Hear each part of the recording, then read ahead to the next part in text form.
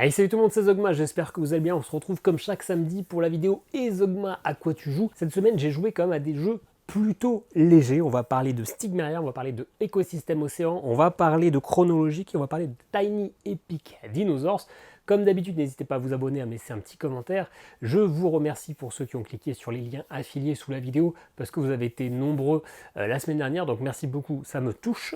Et puis, sans plus tarder, on va commencer tout de suite. Et bien par Tiny Epic Dinosaurs, ça faisait très longtemps que j'y avais pas joué, ça doit faire un an que j'y avais pas joué, peut-être même plus, et il me semble que je vous en avais jamais parlé sur la chaîne, donc on va réparer tout de suite ce malheureux événement. Alors c'est rigolo, c'est que les Tiny Epic, ce sont toujours des boîtes qui sont ultra chargées de composantes. Là pour le coup, je pense que c'est la boîte la plus vide de toutes, pourtant il y a du matériel, hein. C'est pas du tout ce que je dis, mais quand même, elle est assez légère, c'est assez facile de ranger les choses dedans, et ça fait plaisir, c'est aussi l'un des premiers Tiny Epic qui est sorti. Comme toute cette gamme, ce sont des jeux qui sont faits par Scott Helms, c'est localisé en France par Pixie Games, c'est toujours trouvable dans le commerce, même si c'est pas du tout une nouveauté, et Tiny Epic Dinosaurs, globalement, ça va être un jeu de gestion de parc de dinosaures. Et c'est un jeu qui, pour le coup, on sait que cette gamme vise à faire des petits jeux, mais des jeux assez expert, et ben là on est quand même plutôt là-dedans, hein. Là pour le coup c'est quand même assez poussé. Ça va être un petit jeu où on aura chacun notre petit parc animalier un peu aléatoire, hein. La répartition des cases et des bonus sur les cases ne sont pas exactement les mêmes, et puis on va répartir des cartes au centre de la table, et ça va être en fait le plateau de jeu. Sur ce plateau de jeu il y aura plein d'actions différentes, et en fait c'est un jeu de pose d'ouvriers, donc chacun notre tour, on va placer un meeple sur une zone vide pour faire des actions. Attention, si j'ai déjà joué sur une zone, je ne peux plus y rejouer. Par contre, si mon adversaire a joué sur cette zone, eh bien je peux jouer, mais dans ce cas-là je dois mettre plus de meeples que lui, donc c'est-à-dire s'il a mis un meeple, moi je dois en mettre deux, et forcément j'ai pas 15 000 meeples par tour, c'est un jeu de gestion, donc forcément on a une limitation des ouvriers. On peut en débloquer en cours de partie, d'ailleurs on va le débloquer obligatoirement en cours de partie, mais donc il va falloir gérer quelles sont les ressources que l'on va gagner. Les ressources et ses actions, ça va être de récupérer de la nourriture, parce qu'il va bien falloir nourrir, que ce soit nos herbivores ou nos carnivores, des barrières, parce qu'il va bien falloir faire des enclos pour les dinosaures, sinon ils vont bouffer tout le monde dans le parc. Ça va être d'aller recruter des dinosaures, et petite mécanique un peu sympa, quand vous récupérez un dinosaure, vous lancez un dé, soit vous l'attrapez, tout s'est bien passé, hein, vous l'avez chassé, soit vous allez avoir une chance sur 6 d'avoir un œuf, vous en récupérez directement deux, ou alors il vous blesse pendant que vous essayez de le dompter, donc il va être un petit peu mis de côté, de même que votre ouvrier, hein, vous serez à l'hôpital, hein, il vous a niaqué la main. Il faut un petit peu de temps pour que ça repousse, hein, c'est bien connu. Et donc c'est un petit jeu de gestion, comme ça on fait des actions, on récupère des ressources, on va pouvoir récupérer des petits pouvoirs il y a un gros paquet de pouvoirs, je crois qu'il y en a une cinquantaine, c'est peut-être écrit dessus, c'est pas très important. 30 pouvoirs différents qui sont assez uniques, qui sont tous assez pétés, donc on a vite envie de les récupérer. Et puis ensuite tout un cheminement sur le plateau principal, hein, les actions sont bien segmentées, c'est assez facile à comprendre. Une fois qu'on a fait toutes nos actions, qu'on a notre pool de dinosaures, et bien on va les répartir dans notre parc. Forcément il va falloir essayer de bien les mettre dans des enclos, et puis à la fin on les nourrit. Pour tous ceux que l'on n'a pas nourris, et bien ils vont s'échapper, ils vont casser des barrières, ils vont manger d'autres animaux, etc. L'objectif étant de récupérer de plus en plus de dinosaures, parce que ça fera des points en fin de partie, mais surtout de valider certains contrats que tu vois, il y a un chat qui se balade sur ma fenêtre, c'est pas le mien pour le coup, et ces contrats, forcément, ça va être des points de victoire. On aura plus de points de victoire si on arrive à valider le contrat qui nous dit qu'il nous faut 2 Velociraptors et un Stégosaure, plutôt que si on les a séparément. Donc petit jeu très sympa, qui prend pas beaucoup de place. Pour une fois, l'iconographie est claire, il y a d'ailleurs très peu d'iconographie, c'est assez fluide comme jeu, et le solo marche très bien. Moi, c'est l'un de mes préférés de cette gamme, les Tiny Epic, hein. D'ailleurs, vous m'avez déjà demandé que je vous fasse un top sur cette gamme. J'aimerais bien, mais à chaque fois que je me dis qu'il faut en faire, il y en a des nouveaux qui vont sortir, donc je me dis je vais attendre d'avoir les nouveaux pour faire le top, et puis finalement, on le fait jamais. Le solo marche très bien. Il va y avoir un petit paquet automa. Ce paquet, on retourne, ça nous donne sur la carte sur quelle zone du plateau il va poser la carte. C'est-à-dire que si c'est sur le plateau A, toutes les actions qui sont sur le plateau A, c'est comme s'il y avait déjà un meeple de l'adversaire dessus. Donc si on veut jouer sur ces actions, il faut mettre 2 meeples. Donc ça permet un petit peu de nous challenger. Et la deuxième partie de la carte va nous dire qu'il va gagner un certain type de dinosaure qu'il va mettre sur son petit plateau personnel. Et je crois qu'il y a 4 ou 5 automates différents qui ont des priorités. Et donc soit il va prendre des dinosaures en fonction de la carte, soit il va activer le pouvoir d'une certaine piste sur son petit plateau personnel qui va faire qu'il va gagner des ressources, qui va aller acheter des dinosaures, qui va aller valider des contrats, etc. L'automa est ultra pété, c'est ingagnable. C'est ingagnable, ou alors il faut être ultra fort, il faut connaître le jeu sur les bouts de doigts, c'est ingagnable. Ceci dit, il y a une variante très simple que vous trouvez sur BGG, je vous mettrai peut-être le lien en description, mais je sais qu'à chaque fois que je dis ça, j'oublie, c'est normal, qui permet en fait finalement de rééquilibrer le jeu, c'est-à-dire que normalement l'automa pioche sa carte, il récupère des dinosaures, et en fin de tour, il vérifie s'il valide un contrat, et dans ce cas-là, il le valide. Et bien il suffit d'inverser un petit peu l'ordre, il joue sa carte, il regarde directement si avec les dinosaures qu'il a dans son parc, il valide un contrat. S'il valide un contrat, il joue pas. Ça s'arrête là. S'il valide pas de contrat, dans ce cas-là, il récupère ses dinosaures et il fait des actions. Et donc, en faisant comme ça, finalement, ça va twister légèrement le jeu. Ça va rendre... Ça va niveler vers le bas son niveau, mais il sera quand même toujours challengeant. Ça ne sera pas simple comme bonjour. Il y aura quand même toujours du challenge. Donc moi, c'est la version que j'utilise. Dès la deuxième partie, j'ai joué avec cette version-là parce que forcément, le jeu est ultra pété. Hein. Il a été, je pense, uniquement testé par Scott Helms qui connaît son jeu sur le bout des doigts. Voilà, donc un jeu très très sympa. Et ce qui est cool, je vous ai dit qu'il y avait des actions bonus. Il y a aussi des dinosaures spéciaux. Il y a plein de petits meeples, mais les meeples dinosaures qui sont violets, ils sont tous uniques et ce sont tous aussi des dinosaures qui ont des pouvoirs un peu spéciaux, qui rapportent des points en fonction de leur positionnement dans le zoo, en fonction de s'ils mangent tel ou tel animal, etc. Franchement, petite boîte, petit jeu, mais toujours très très sympa. Je vous l'ai dit, hein, c'est l'un de mes préférés. Moi, ce que j'adore dans les Tiny Epic, alors que j'essaie d'ouvrir la boîte, c'est les boîtes sont toujours très belles et à l'intérieur, on a toujours un superbe dessin. Des deux côtés, hein, là je vous ai montré celui de la boîte, c'est quoi? C'est un T-Rex un petit peu chibi. Franchement, j'aime beaucoup cette collection. Ils sont relativement tous inégaux. Mais celui-là, pour moi, il est dans le haut du panier, mais il faut juste niveler vers le bas l'automa. Allez, une nouveauté qui a peut-être un mois maintenant, Écosystème Océan. Allez, il est là. J'avais acheté à sa sortie Écosystème Forêt, je vous en avais fait une vidéo. J'avais été comme plutôt négatif sur Écosystème Forêt. Je trouvais que même si la mécanique était sympa, que le mode solo se jouait bien, la grosse base de ce jeu, c'était de ne mettre aucune iconographie sur les cartes, alors que c'est un jeu de positionnement de cartes et qu'à la fin de la partie, les cartes vont scorer en fonction de leur positionnement. Et du coup, c'était un jeu qui se voulait d'un scoring fluide parce que les ours, c'est normal qu'il faut les mettre à côté de la rivière parce qu'ils mangent du poisson et que les libellus aiment bien être aussi au-dessus, autour de la rivière. En pratique, les scorings n'étaient pas si simples que ça et on passait la partie à se focaliser sur notre aide de jeu.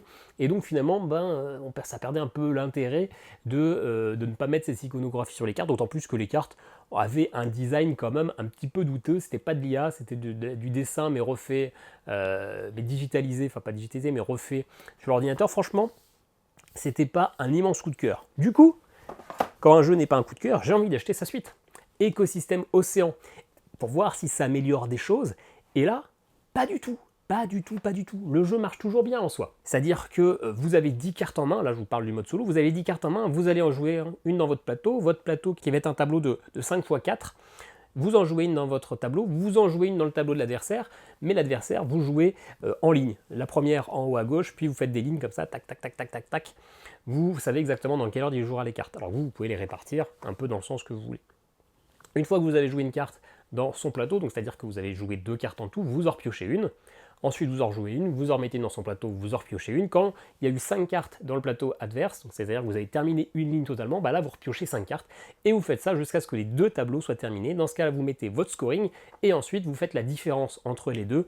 Le niveau a été relevé à la hausse. Pour gagner en normal, il faut avoir au moins 70 points d'écart par rapport à l'automa. Donc on va, comme c'est un jeu de draft à la base, on va un peu contre-drafter, on va des fois lui laisser des cartes, on va lui donner des cartes parce que ça va finalement qui aurait peut-être pu vous arranger, mais parce que dans son tableau, on est sûr que ça lui fera pas de points, etc.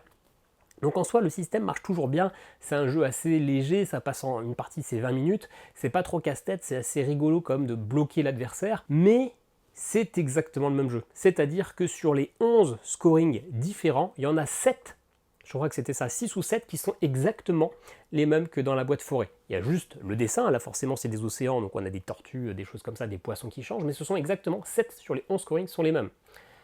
Ça fait quand même beaucoup.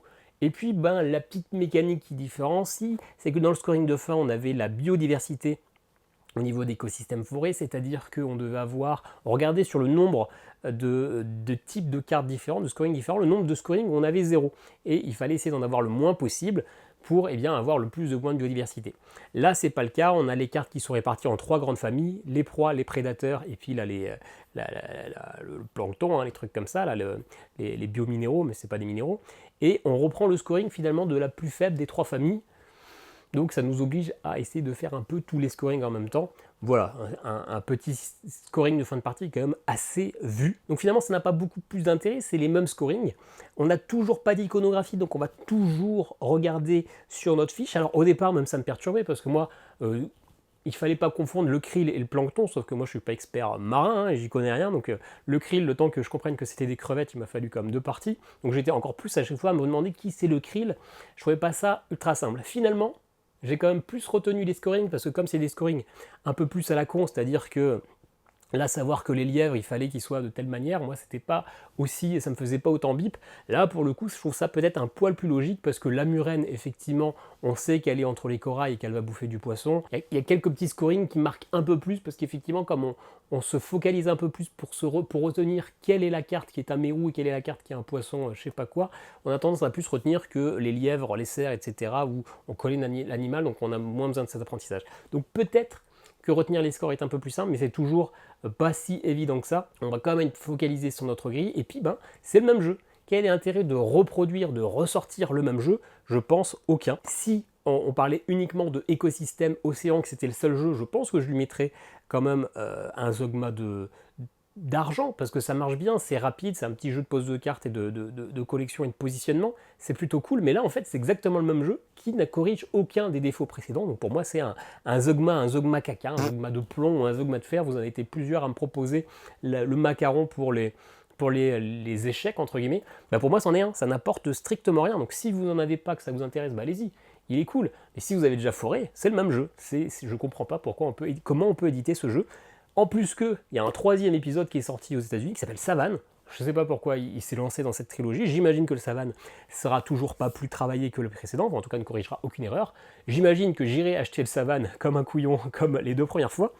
Mais j'ai un petit peu de mal à comprendre l'intérêt de sortir exactement le même jeu, mais avec de la poiscaille. D'ailleurs, je vous l'ai pas dit, mais Tiny Epic Dinosaurs, je vous l'ai affiché, j'imagine, en post-production, mais ça sera quand même un Zogma d'or, parce que, je vous l'explique, parce que je ne l'avais pas affiché, même si c'est pas le jeu de l'année, pour cette gamme de Tiny Epic, petite boîte, prix modeste, et je trouve que c'est un bon jeu de gestion, on se casse la tête, il y a de la pose d'ouvrier, je pense qu'il n'a pas du tout à rougir face à des jeux experts qu'on va pouvoir retrouver dans des boîtes beaucoup plus chères pour du matériel beaucoup plus nombreux, mais finalement avec pas forcément beaucoup plus de profondeur. Donc pour ce qu'il fait, pour moi, il vaut un Zogma d'or.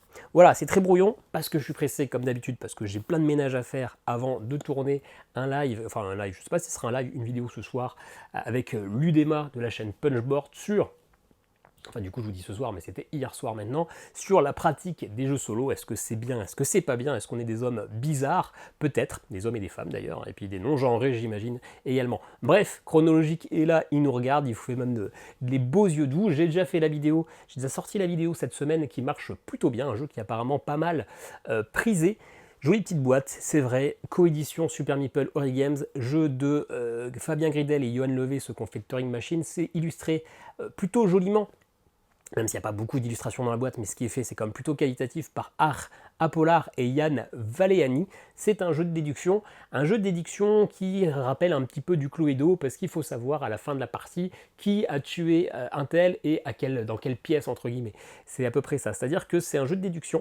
On va avoir quelques informations au départ, et ce qu'on sait surtout, c'est qu'on a 6 personnages différents, et que ces 6 personnages différents seront tout le temps présent dans l'opéra de Paris, et cet opéra de Paris sera composé en 6 temps différents. Donc on a 6 fois l'opéra sur notre feuille. Temps 1, temps 2, temps 3, jusqu'à 6. On sait que chaque personnage se déplace obligatoirement d'une case adjacente, d'une salle adjacente. Et donc, on va avoir 15 scénarios dans 3 chapitres différents, donc 5 scénarios par chapitre, chacun ayant leur petit gimmick, mais globalement, on aura une règle de déduction qui va s'afficher en début de chapitre, et en fonction de cette règle, on va devoir nous dire, par exemple dans la vidéo que j'ai tournée et que j'ai sortie mardi dernier, il faut trouver celui qui est responsable du meurtre, ou celui qui a fait tel ou tel vol, ou celui qui est le fantôme de l'opéra, et celui qui est toujours tout seul dans la salle pendant toute la durée de l'opéra. Le but en multijoueur, ça va être d'être le plus rapide à trouver. En solo, ça va être aussi d'être le plus rapide à trouver, mais de se comparer à un scoring de fin de partie. Comment ça marche? Globalement, vous allez poser des questions au jeu. Votre première question, ça va être dire, par exemple, le journaliste, combien de fois il va dans la salle foyer de la danse. Et dans ce cas-là, vous mettez une petite plaquette trouée sur la zone, et ça vous dit que le journaliste, bam, une information publique, tout le monde la connaît si vous jouez en multijoueur, si vous jouez seul, vous la connaissez aussi, ça vous dit qu'il y va 3 fois, par exemple, pendant les 6 temps. Et information privée qui est juste pour vous, ça vous dit qu'il y est autant 4 notamment. Et donc vous, ça vous donne une information un peu plus précise. Et dans ce cas-là, vous faites vos petites déductions, vous barrez certains trucs, vous avancez, ça vous a fait une action, et au tour d'après, vous allez dire, peut-être que j'aimerais bien savoir autant 4, maintenant que je sais que le journaliste est dans le foyer de la danse, eh bien combien il y a de personnes dans le foyer de la danse? Dans ce cas-là, vous prenez la carte du foyer de la danse et la petite plaquette trouée du temps 4, et ça vous dit qu'à ce temps-là, information publique, il y a 2 personnes, et information cachée, ça vous dit qu'il y a l'aventurière. Donc vous savez qu'il y a l'aventurière, vous saviez déjà qu'il y avait le journaliste, donc boum, vous savez que les deux là sont dans votre salle, et donc, comme là, l'objectif que je vous ai dit, c'est de savoir qui est toujours tout seul pendant tous les 6 temps, bah vous savez que ces deux-là, ils sont ensemble dans la même salle, donc ça ne peut pas être eux, le fantôme de l'opéra, donc bam bam, vous les barrez, et vous avancez votre petit bonhomme de chemin, vous avancez dans vos déductions pour essayer de trouver le plus vite possible. Jeu qui marche très bien. Aucun souci là-dessus, c'est cool, c'est chouette, il y a une belle mécanique de déduction. Ce qui est plutôt sympa aussi, c'est qu'il y a 3 familles de scénarios différents, ce qui change un petit peu le petit gimmick, ça va nous réapprendre un petit peu le jeu. Ce qui est cool aussi, c'est que en plus de juste nous balancer une énigme, il y a un petit scénario, c'est-à-dire qu'à la fin, quand on sait qui est le coupable, ça nous dit pourquoi il a fait ça, parce que sa maîtresse l'a trompé et que du coup il a envie de se venger, patati patata. C'est une petite phrase, hein, mais c'est notre petite récompense, un petit sucre à la fin de la déduction. Moi, c'est un jeu que j'aime bien, qui marche bien, hein. Je lui ai mis un Zeugma d'argent dans la vidéo qui est sortie mardi dernier, mais je lui reprochais 2 trucs, c'est que finalement c'était comme assez court. 15 scénarios, je trouvais que c'était assez chiche. Moi, je les ai tous fait, les scénarios, en 8 à 10 minutes max, donc c'est-à-dire en moins de 3 heures, c'était plié, et je restais un peu sur ma faim. J'ai à la recherche de la planète, de la planète X, oui, mais des animaux disparus, où là, je sais qu'il y a une foultitude, il y a une composition de parties illimitée.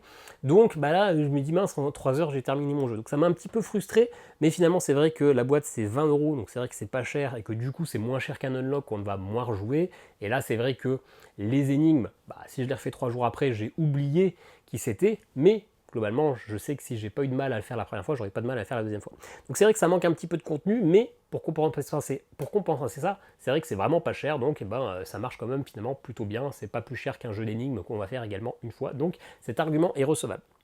D'ailleurs, j'ai appris que sur internet, c'est l'auteur qui m'a laissé un petit commentaire sur la vidéo hier, sur internet, sur le site d'Origame ou de Super Meeple, je sais pas, il y a quelques scénarios supplémentaires qui sont ceux qui sont présents en festival. Il y aura bien sûr une petite extension en cours de l'année qui rajoutera quelques scénarios, mais ça sera payant, et puis chaque année, il y aura une boîte qui va sortir pour Cannes, en tout cas c'est le projet. Finalement, moi, ce qui m'a le plus dérangé, c'est que j'ai trouvé le barème de scoring solo qui était trop facile. À quasiment chaque niveau, je les ai réussi du premier coup avec la loupe d'or, qui est la meilleure des récompenses. Et il y en a juste 2 ou 3 que j'ai eu la médaille d'argent à quelques coups près. Du coup, ça ne me force pas à me donner envie de les rejouer, parce que dès le début, j'ai le meilleur scoring. Alors, je peux toujours grappiller 1 ou 2 coups en moins, ça c'est une certitude, mais si on me dit que j'ai déjà eu la meilleure récompense, ça me donne pas envie de recommencer. Et c'est un jeu qui est très accessible, c'est un jeu qui est assez familial pour les jeux de déduction. Donc forcément, ils se sont dit, nous on est des experts, on sait faire ça en tel coup, c'est un public familial, donc je vais baisser mon nombre de coups de 10 par exemple. Mais ce qui était peut-être la logique à avoir, c'est que les joueurs solo, ceux qui vont acheter ce jeu pour y jouer en solo, ce sont des gens qui aiment la déduction, qui sont des experts en déduction entre guillemets. Donc finalement, eux, ils ont l'habitude, ils sont déjà rodés, ils sont peut-être pas au niveau des 2 auteurs, loin de là en tout cas pour mon cas, mais peut-être qu'il fallait prendre en compte que c'était comme un peu plus des experts et non pas des initiés ou des familiers. Des familiaux, parce que les familiers, c'est peut-être des petits chiens avec des ailes, des choses comme ça. Donc voilà, je pense qu'il faut changer un petit peu les barèmes pour les prochaines boîtes. Ceci dit, c'est un jeu de déduction qui marche quand même plutôt bien, j'ai bien aimé la mécanique. Je n'y ai joué que 3 heures, mais je me suis quand même régalé. Mais s'il y avait eu un tout petit peu plus de contenu, ça aurait valu plus qu'un Zeugma d'argent. Voilà, et on termine par la plus grosse boîte que je prends par la fin, histoire de ne pas avoir mal au bras pendant toute la vidéo. Stigmeria, un jeu de Gabriel Souler, alias La Garageuse, si vous connaissez la chaîne YouTube. C'est un jeu qu'il avait sorti en Kickstarter, en tout cas en financement participatif il y a 1 an. C'est sorti en cours d'année, et moi je l'ai acheté en main propre à Cannes, auprès de l'auteur, du coup que j'ai rencontré, c'était très sympa. On m'a parlé longuement de la création de Stigmeria et de ses futurs projets. Moi, c'est pas forcément le genre de jeu dont je suis totalement fou. Je l'ai plus acheté parce que finalement ça me faisait plaisir de lui faire plaisir, de le récompenser un peu, puis j'ai plutôt bien aimé ma partie, même si on m'avait pas expliqué toutes les règles, donc je me suis viandé lamentablement. Mais voilà, je me dis allez, ça vaut le coup, je vais lui acheter, ça lui fera plaisir. J'en parle un petit peu comme ça en plus. C'est illustré par David Cochard. Moi clairement je suis pas fan du design. Apparemment, alors je connais pas l'auteur, mais apparemment c'est un auteur renommé, et je trouve que ça donne un... je sais pas, moi le graphisme a tendance plus à à m'éloigner qu'à m'attirer, de même que les plateaux que je trouve avec des couleurs un peu spéciales, donc il y a vraiment un frein. Ceci dit, c'est un petit puzzle game, ça va être une grosse fleur, on va devoir réussir un schéma qui est imposé en début de partie. Il y a plein de niveaux de difficulté, il y a, je sais plus, 5 fleurs différentes, j'ai déjà oublié, enfin il y a plusieurs fleurs différentes, sur chaque fleur il y a 5 niveaux différents je crois, donc ça nous donne je crois à peu près 40 défis à intensité croissante, hein. Il y en a qui sont vraiment très chauds. Le but étant de réussir en un minimum de coups, ce nombre de coups qui est affiché sur la règle du jeu, mais le but va être de faire le meilleur des coups. Comment ça marche? Eh bien on a un certain nombre de tours pour réussir la fleur. On va aller piocher, on a 2 actions à chaque tour. Soit on va piocher dans un petit sac pour aller récupérer un Stigmeria, il y a 3 couleurs différentes, on le met sur le bord, soit on prend un de ces Stigmeria qu'on a déjà pioché et on les met sur le haut du plateau, si on n'en a pas encore, sur la première ligne, ou adjacent à une autre fleur, un autre Stigmeria plutôt qu'on a déjà mis sur le plateau. Une fois qu'on a fait ça, qu'on a fait un certain nombre de tours, il y a une phase d'avancée, c'est-à-dire que toutes les fleurs, tous les Stigmeria qui sont sur le plateau vont descendre d'un coup. Si à un moment donné un Stigmeria est pile sur la zone où il doit être sur le schéma, il se retourne, il est fixé, c'est un pollen, il ne bougera plus. Le but étant de reproduire le schéma précisément, on n'a pas le droit d'avoir des Stigmeria en plus sur le plateau, si c'est le cas il faut réussir à les sortir. Vous avez donc un nombre de tours limité, si vous finissez la fleur, le tour du plateau, eh bien c'est game over. De même, s'il y a un des Stigmeria qui descend, qui sort du plateau par le bas, boum, c'est game over, donc attention, il faut bien gérer. Plus vous allez jouer sur les plateaux, plus les formes, les répartitions seront un peu différentes, plus il y aura des pouvoirs aussi qui vont permettre de mêler des couleurs. Si vous prenez un bleu et un jaune, ça se transforme en orange, etc. Vous pouvez les déplacer, faire des mouvements. Un vrai casse-tête qui marche bien. Si vous aimez les casse-têtes, il n'y a pas de raison que vous n'aimiez pas Stigmeria, ça marche bien là-dessus. Aucun souci, il y a une grosse rejouabilité parce qu'il y a beaucoup de niveaux, il y a une grosse difficulté sur certains niveaux, il y a pas mal de pouvoirs différents. Voilà, c'est un jeu qui se joue très bien en solo, c'est un jeu qui va pouvoir se jouer en compétitif avec un plateau central. Je rentrerai pas dans les règles, j'ai pas vraiment écouté quand même on en a parlé parce que ça m'intéressait pas de toute façon d'y jouer en multijoueur, moi je l'ai vraiment acheté pour du solo. Ce que j'aime beaucoup, c'est qu'il a créé un groupe Facebook où il a un Hall of Fame, on peut publier nos scoring, alors forcément ça repose sur la bonne foi, hein, parce qu'il n'y a pas un vrai mec à côté de nous qui compte officiellement le nombre de tours, mais chaque mois il publie sur sa page Facebook pour chaque plateau le Hall of Fame avec donc le meilleur résultat avec le nom de la personne sur Facebook, et puis on a aussi un top 5 pour chaque plateau, ce qui donne envie de se battre. Moi je sais que quand j'étais petit, j'adorais envoyer mes scores, mes chronos de F0 GX au Nintendo Magazine, et il y a un Nintendo Magazine où je vous laisserai chercher, c'est pas du tout Zogma mon pseudo, donc si vous avez la collection Nintendo Magazine, vous ne saurez probablement pas retrouver mon pseudo tout seul, mais je suis quand même dans un Nintendo Magazine, et ça c'est la grande classe. J'étais aussi dans un Nintendo Magazine pour les coups de batte, là, le home run dans Smash Bros Melee, ça c'était plutôt chouette. Donc bref, nous donner l'envie de battre nos scores et de nous comparer aux autres joueurs sur Internet, sur Facebook, ça c'est cool, ça donne envie de se challenger, parce que si on se prenait juste les scorings de la boîte, le fait de dire qu'on a validé la fleur, on perdrait un petit peu de plaisir, mais là on est content d'avoir fait un coup de moins et d'arriver deuxième au classement et d'avoir notre nom sur la page Facebook. Ça c'est une vraie bonne idée pour essayer de créer une communauté et de pousser vraiment le jeu. Ce que j'ai moins aimé, c'est le prix, il faut se le dire, hein. C'est un jeu qui est cher, je crois que c'est 50 €.